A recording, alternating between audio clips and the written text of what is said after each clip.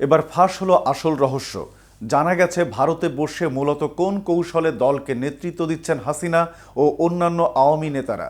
ছাত্র জনতার রক্তক্ষয়ী গণঅভ্যুত্থানে গত ৫ আগস্ট আওয়ামী লীগ সরকারের পতনের পর দলটির বড় এবং মধ্যম সারির অনেক নেতা পালিয়ে ভারতে আশ্রয় নিয়েছেন। অন্যদিকে দলটির প্রধান পতিত স্বৈরশাসক শেখ হাসিনাও অবস্থান করছেন ভারতে। ফলে কার্যত ভারতে বসেই আওয়ামী লীগ নেতারা তাদের দলীয় কার্যক্রম চালাচ্ছেন। কিন্তু মূলত কতজন আওয়ামী লীগ নেতা ভারতে রয়েছেন, কিভাবে তারা যোগাযোগ করছেন নিজেদের মধ্যে, এসব বিষয়ে সম্প্রতি একটি প্রতিবেদন তৈরি করেছে বিবিসি বাংলা। আর তা নিয়েই বিস্তারিত থাকছে প্রতিবেদনের বাকি অংশে।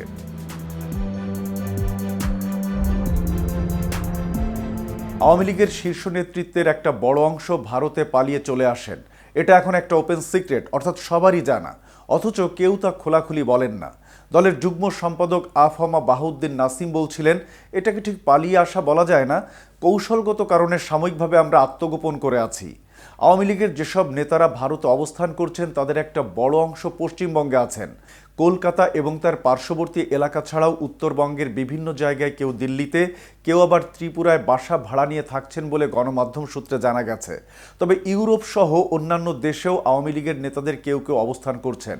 বিভিন্ন সূত্র থেকে জানা গেছে যে প্রথম সারির বা ক্যাটাগরি ১ নেতাদের মধ্যে অন্তত ২০০ জন পশ্চিমবঙ্গে বাস করছেন।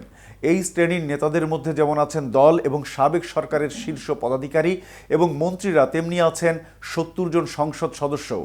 ভারত এবং অন্যান্য দেশে যেসব আওয়ামী লীগ নেতারা আত্মগোপন করে আছেন তাদের মূল যোগাযোগের মাধ্যম এখন হোয়াটসঅ্যাপ, টেলিগ্রামের মতো নানা ডিজিটাল মাধ্যম। বিবিসি সূত্রে জানা গেছে ফেসবুক, হোয়াটসঅ্যাপ এবং টেলিগ্রামে অনেক গ্রুপ তৈরি হয়েছে নানা স্তরের যোগাযোগ রক্ষার জন্য।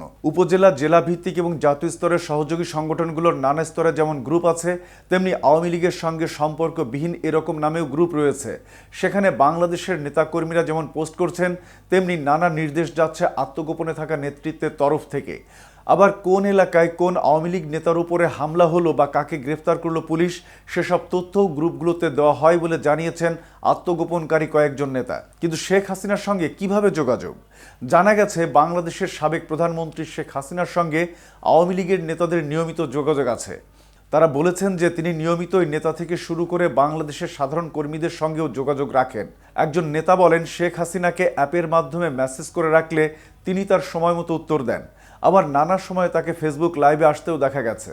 বিভিন্ন হোয়াটসঅ্যাপ গ্রুপেও তিনি যোগ দিয়ে নানা নির্দেশ দেন বা বক্তব্য তুলে ধরেন। তবে এখনও পর্যন্ত শেখ হাসিনা যত ভাষণ দিয়েছেন তার সবই অডিওতে। ৫ আগস্টের পর থেকে তার ভিডিও এখনও দেখা যায়নি। এতক্ষণ সাথে ছিলাম আমি শাহনেওয়াজ। কেটিভি নিউজ 24-এর সাথে থাকার জন্য ধন্যবাদ।